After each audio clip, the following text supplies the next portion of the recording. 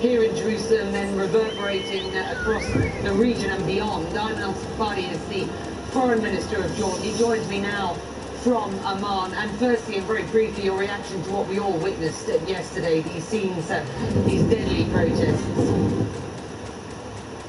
Let me start by offering deepest condolences to the victims of the uncalled for, unnecessary, unjustified, illegal, inhuman Israeli aggression against innocent civilians protesting against occupation yesterday. What we saw yesterday is a sign of things that are going to deteriorate unless we're able to recapture the moment and move effectively towards ending occupation and fulfilling the Palestinian people's right to freedom and statehood on their land, with East Jerusalem as their capital. Well, these protests were in part a response to Israeli policies. Ayman, why is that embassy move that we saw yesterday so detrimental to peace? It is because Jerusalem is an extremely emotive subject. It is sacred to Muslims, to Christians, to Jews, and that is why it has always been a final status issue that international law says needs to be resolved through negotiations on the basis of international law, which recognizes East Jerusalem as an occupied city that should become the capital of an independent Palestinian state.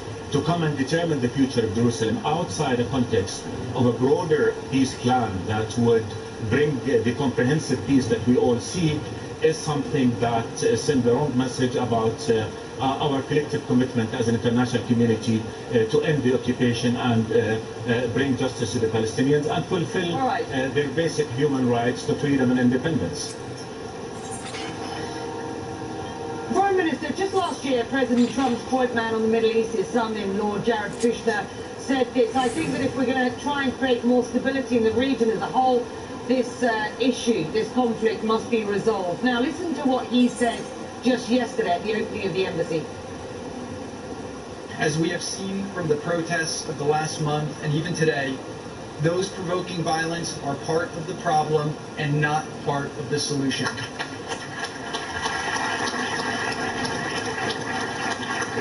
The United States is prepared to support a peace agreement in every way that we can. We believe that it is possible for both sides to gain more than they give, so that all people can live in peace, safe from danger, free from fear, and able to pursue their dreams.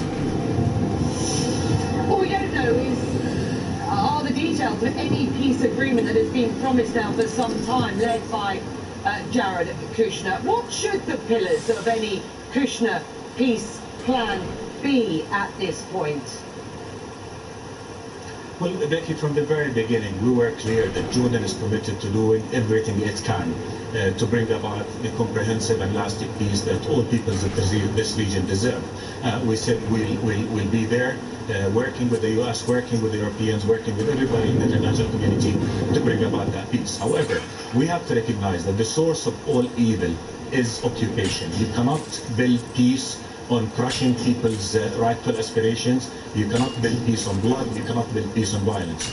Peace is built on recognizing the rights of all peoples to live in dignity, to have their independence, to have their freedom. And that is why we believe any peace deal should address the Palestinian right to freedom and independence, a Palestinian state on the basis of June 4, 1967 borders, with East Jerusalem as capital, living in peace and security, with an Israel that is recognized and accepted by the whole Arab and Muslim world. This is the pillar of peace. And again, unless we're able to realize that there is a reality, a very terrible reality, an unacceptable reality, which is occupation, I think we'll be finding ourselves, unfortunately, moving towards more violence. And let me just reaffirm that violence is born out of despair, is born out of denying the Palestinian people their rights. Far too often. You resort to it quite easily. That kind of thing will be resorted to quite easily. It's not only born out of despair. That's not true. That's simply not true. It's also born out of greed, aggression, misunderstanding, misinformation, born out of a lot of things. Egypt and Jordan, crucial regional actors, and other Arab states, including Saudi Arabia do to help deliver both parties? I've seen violence from rich people. Okay, rich people enough to afford a flight from one place to another. Okay, seriously, I've seen it. And we've been working all through to find support, I've seen it. Even on British Airways flight, I've seen it. Okay, I've seen violence from rich people, rich educated people who go to university. The inalienable rights of the Palestinian people to freedom and statehood.